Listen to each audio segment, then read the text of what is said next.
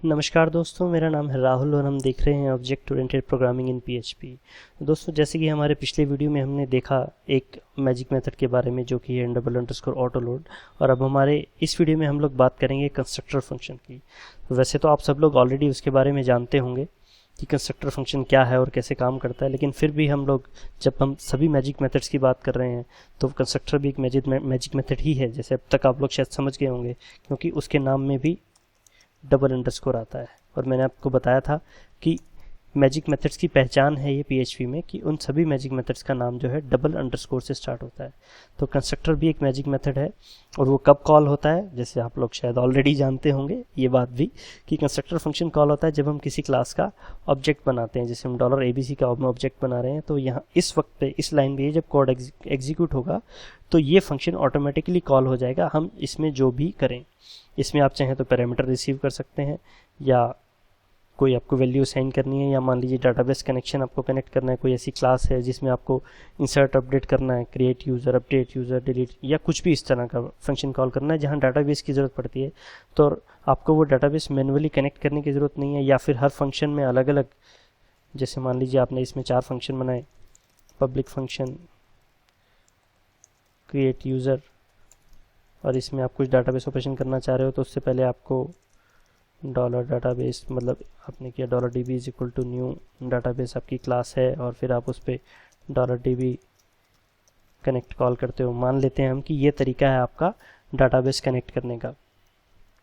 तो अगर आपको यूज़र क्रिएट करना है तो भी आपको यहाँ डाटाबेस कनेक्ट करना पड़ेगा, और फिर यहाँ आप क्रिएट यूज़र का लॉजिक इम्प्लीमेंट कर सकते हो, या फिर आपको अपडेट यूज़र, इसमें फिर वही चीज़ आपको $db = न्यू डाटाबेस, और फिर db कनेक्ट, और फिर यहाँ पे आप अपडेट यूज़र का कॉल इम्प्लीमेंट करते हो। इसी तरह से क्रिएट, अपडेट, डिलीट, या किसी भी तरह का ऐसा प्रोग्राम, ऐसा फंक्शन जो आपको, ऐसे फंक्शन जो आपको डाटाबेस से चाहिए, या फिर कोई भी ऐसा काम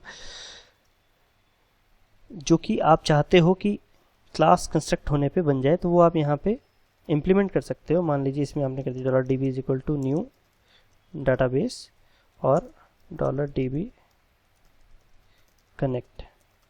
अब ऐसा करने के बाद आपका जो भी फंक्शन कॉल होगा वो ऑब्जेक्ट बनने के बाद ये जो है डाटाबेस कनेक्ट हो जाएगा। तो आपको ये चीज़ यहाँ पे इम्प्लीमेंट करने की जरूरत नहीं, आप डायरेक्टली क्रिएट यूज़र और अपडेट यूज़र का यहाँ पे कोड इम्प्लीमेंट कर सकते हैं, ये आप लोग ऑलरेडी जानते हैं।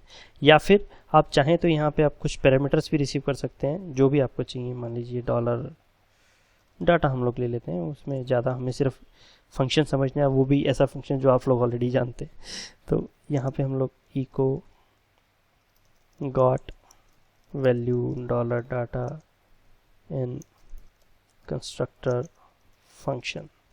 तो अब जब हमने यहाँ पे इसका ऑब्जेक्ट बनाया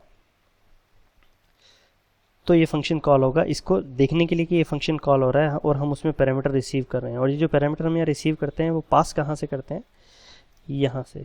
मान लीजिए टेस्ट डाटा, ये हमने यहाँ पास किया, तो ये फंक्शन ऑटोमेटिकली कॉल होगा। ये वेरीफाई करने के लिए हम इस कोड को रन करेंगे। तो देखिए got value test data and constructor function. तो टेस्ट डाटा हमने यहाँ से पास किया जो कि हमें यहाँ $data में रिसीव हो गया, और ये इको हो गया।